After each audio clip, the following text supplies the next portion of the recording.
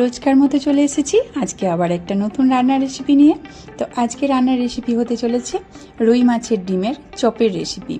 তো hello everyone, welcome back to my channel Mithun Mampi ব্লগে তোমাদের সকলকে ওয়েলকাম। কেমন আছো তোমরা সবাই? আশা করি তোমরা সবাই ভালো আছো, আমিও অনেকটা ভালো আছি। তো চলো ভিডিওটা শুরু করব। তো সবার আগে বলে নিই, যারা চ্যানেলটা নতুন বন্ধু তারা অবশ্যই চ্যানেলটা সাবস্ক্রাইব করে আমার পাশে থেকো। আর যদি আমার ভিডিওটা তোমাদের ভালো লেগে থাকে একটা লাইক কমেন্ট শেয়ার করে দিও। আর ভিডিওটা স্কিপ না করে পুরোটা দেখো, আশা করছি ভিডিওটা ভালো লাগবে। আর তুমি কোথা থেকে আমার ভিডিওটা দেখছো একটা সুন্দর মন্তব্য করে বলে যেও, আমার অনেক ভালো লাগবে। তো চলো সাথে থাকো, আমি তোমাদের সবার সাথে আছি, পাশে আছি। ভিডিওটা স্কিপ না করে পুরোটা দেখার অনুরোধ রইল।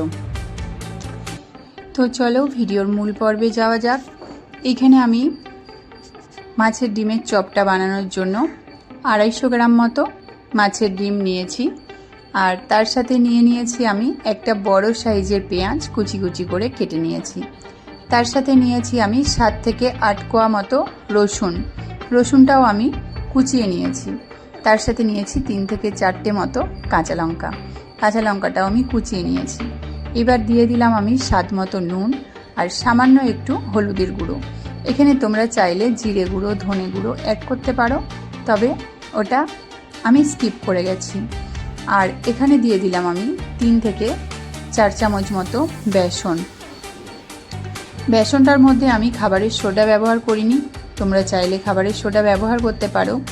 এবার এই সব উপকরণ আমি হাত দিয়ে সুন্দর করে মেখে নেব। এই মাখাটা সুন্দরভাবে হতে হবে, যেন ডলা পাকিয়ে না থাকে বেসন, সেটা লক্ষ্য রাখতে হবে। আর যেহেতু এটা রুই মাছের ডিম, এমনিতেই মাছের ডিমটা অনেকটা সফট, তো এই ডিমটা হাত দিয়ে মাখলেই হয়ে যাবে। আরও অনেক রকমের মাছ আছে, যেমন ধরো বরফের মাছ, সমুদ্রের মাছ। আমি তোমাদেরকে আগের রেসিপিতেও দেখিয়েছি বড় বড় মাছের ডিম, সেগুলো এভাবে হবে না, কোনোভাবেই সম্ভব না। সেই সব ডিমগুলোকে আগে থেকে সেদ্ধ করে জল ফেলে তারপরে বটিতে কেটে রান্না করতে হয়। তবে রুই মাছের ডিম যেহেতু অনেকটা সফট, এই ডিমটা আমরা হাত দিয়ে এইভাবে করে নিলেও হয়ে যাবে। আর খুব বেশি সমস্যা হলে তোমরা বটিতে পিস করে নিতে পারো, এতক্ষণ ধরে মাখামাখি ঝামেলাটা থাকবে না, খুব ইজি হয়ে যাবে সেই ব্যাপারটা। তো দেখে বুঝতে পারছো আমার ব্যাটারটা খুব সুন্দরভাবে হয়ে গেছে। এইবার আমি রান্নাটা করার জন্য একটা প্যানের মধ্যে বেশ কিছুটা তেল দেব।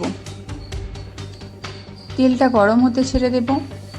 আর মাছের ডিমটা কিছুক্ষণের জন্য আমি রেস্টে রেখেছিলাম।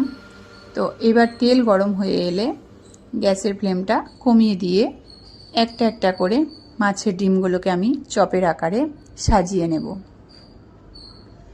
তো দেখো মাছের ডিমগুলোকে আমি একটা একটা করে চপের আকারে সাজিয়ে নিচ্ছি। এখানে আমার প্যানটা যেরকম ছোট, সেরকমই আমি 5টা 7টা যেরকম চপ হবে সেরকম চপ আমি সাজিয়ে নেব। তো কারোর সাথে কারোর যেন লাগা না হয়ে যায়, সেটা একটু লক্ষ্য রাখতে হবে। দেখো মাছের ডিমটা আমি লো টু মিডিয়াম করে সাজিয়ে নিয়েছি। এইবার এক পিঠ হয়ে গেলে আমি আর একটা পিঠ উল্টে দিচ্ছি। এখানে তোমরা দেখতেই পাচ্ছ মাছের ডিমগুলো কত সুন্দর লাল করে ভাজা হচ্ছে। তো এই ব্যাপারটা লাল করে ভাজা হচ্ছে, আবার এটা মচমচেও হবে যদি গ্যাসের ফ্লেমটা তোমরা এরকম কমিয়ে রান্নাটা করো। খুব তাড়াতাড়ি গ্যাসের ফ্লেম বাড়িয়ে যদি তোমরা এই রেসিপিটা করে ফেলার চেষ্টা করো, তাহলে ভেতরটা কাঁচা থেকে যাবে, ওপরটা লাল হয়ে যাবে, খেতেও খুব একটা ভালো লাগবে না। আর যেহেতু আমি এখানে খাবার সোডা ব্যবহার করিনি, সেই জন্য গ্যাসের ফ্লেমটা একদম লো টু মিডিয়াম করে এই রান্নাটা অনেকটা সময় নিয়ে যদি আমরা করি, তাহলে খেতে অনেক সুন্দর, অনেক মজাদার হবে এই রেসিপি। আর খাবার সোডাটা স্কিপ করে যাওয়ারই চেষ্টা করি আমি, কারণ খুব বেশি তেল টানে এই রান্নাটার মধ্যে খাবার সোডা ব্যবহার করলে। এমনিই যে কোনো তেলে ভাজাতেই খাবার সোডা ব্যবহার করলে তেল একটু বেশি টানে। তো খাবার সোডাটা স্কিপ করে যদি গ্যাসের ফ্লেম লো টু মিডিয়াম করে করা হয়, রান্নাটাও ভালো হয়। আর বাচ্চা বুড়ো ঘরের সবার কথা ভেবেই আমি খাবার সোডাটা স্কিপ করে যাই, তবে তোমরা চাইলে ব্যবহার করতে পারো। তো হয়ে গেছে আমার মাছের ডিমের চপ, তুলে নিলাম আমি লাল করে ভেজে। আরও কিছুটা ব্যাটার ছিল, সেটাও আমি ওই একই পদ্ধতিতে সাজিয়ে নেব, লাল করে ভেজে তুলে নেব। তো এই ছিল আমার আজকের রেসিপি আমার কেমন লাগলো অবশ্যই কমেন্ট বক্সে জানিও। আর তুমি যদি আমার চ্যানেলের নতুন বন্ধু হও, চ্যানেলটা সাবস্ক্রাইব করে পাশে থাকা বেল আইকন ক্লিক করে দিও। আজকের মতো এখানেই টাটা, কালকে দেখা হবে আবার একটা নতুন কোনো ভিডিওর মাধ্যমে। ততক্ষণ সবাই ভালো থেকো, সুস্থ থেকো, বাই।